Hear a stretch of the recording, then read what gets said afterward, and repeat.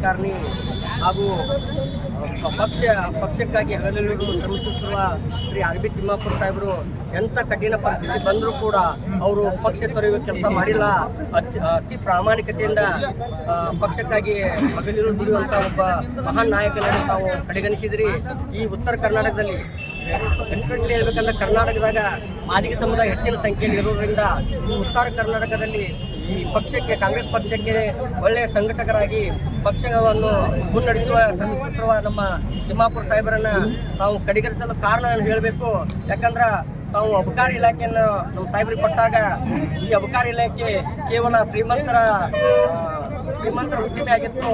ನಮ್ಮ ತಿಮ್ಮಾಪುರ ಸಾಹೇಬರು ಈ ಅಬಕಾರಿ ಇಲಾಖೆಯನ್ನು ವಹಿಸ್ಕೊಂಡ ಮೇಲೆ ನಮ್ಮ ದೀನ ದಲಿತರಾಗಲಿ, ಬಡವರಾಗಲಿ, ಮಧ್ಯಮ ವರ್ಗದವರಾಗಲಿ ಪ್ರತಿಯೊಬ್ಬರು ಆ ಉದ್ದಿಮೆಯನ್ನು ನಡೆಸುವಂಥ ಸಹಾಯ ಮಾಡಿದ್ದಾರೆ. ಅಂಥ ಒಬ್ಬ ಎಲ್ಲ ವರ್ಗದವರಿಗೂ ಆ ಉದ್ದಿಮೆಯಲ್ಲಿ ಪಾಲ್ಗೊಳ್ಳುವಂಥ ಅವಕಾಶ ಮಾಡಿಕೊಟ್ಟಿದ್ದಾರೆ. ಮತ್ತು ಇನ್ನೂ ಯಾವ ಥರ ನಮ್ಮ ತಿಮ್ಮಾಪುರ ಸಾಹೇಬರು ನಿಮಗೆ ಕೆಲಸ ಮಾಡಬೇಕಾಗಿತ್ತು. ಇಷ್ಟು ಒಂದು ಒಳ್ಳೆಯ ಪ್ರಾಮಾಣಿಕತೆಯಿಂದ ಒಳ್ಳೆಯ ಕೆಲಸವನ್ನು ಮಾಡಿದರೂ ಕೂಡ ತಾವು ಕಡೆಗಣಿಸಿ ತಮ್ಮ ಭಾಗದಲ್ಲಿ ಕೊಟ್ಟಿದ್ರಿ. ನಾವು ಭಾಗದಲ್ಲಿ ಕೊಟ್ಟಿದ್ದಕ್ಕೆ ನಮ್ದೇನು ಆಕ್ಷೇಪಣೆ ಇಲ್ಲ. ಈ ನಮ್ಮ ಭಾಗದಲ್ಲಿ ಕೂಡ ಎಡಗೈ ಸಮುದಾಯಕ್ಕೆ ಇನ್ನೊಂದು ಮಂತ್ರಿ ಸ್ಥಾನ ಕೊಡುವ ಅವಕಾಶ ಇತ್ತು.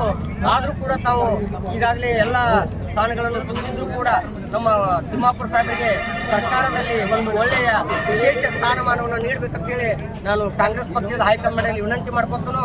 ಮತ್ತು ತಾವು ನೀಡದೇ ಹೋದರೆ 2028ರಲ್ಲಿ ತಮ್ಮ ಪಕ್ಷ ಹೀನಾಯ ಸೋಲ ಅನುಭವಿಸೋದು ಗ್ಯಾರಂಟಿ ಆಗ್ತೈತೆ. ಅದಕ್ಕಾಗಿ ದಯಮಾಡಿ ನಮ್ಮ ಆರ್ ಬಿ ತಿಮ್ಮಾಪುರ ಸಾಹೇಬರಿಗೆ ಒಂದು ಒಳ್ಳೆಯ ಸ್ಥಾನಮಾನ ಕೊಟ್ಟು ಈ ಭಾಗದಲ್ಲಿ ಒಂದು ಪಕ್ಷ ಸದೃಢ ಮಾಡಲು ಅವಕಾಶ ಮಾಡಿಕೊಡಬೇಕಾಗಿ ನಾನು ಕಾಂಗ್ರೆಸ್ ಹೈಕಮಾಂಡಲ್ಲಿ ವಿನಂತಿ ಮಾಡ್ತೀನಿ.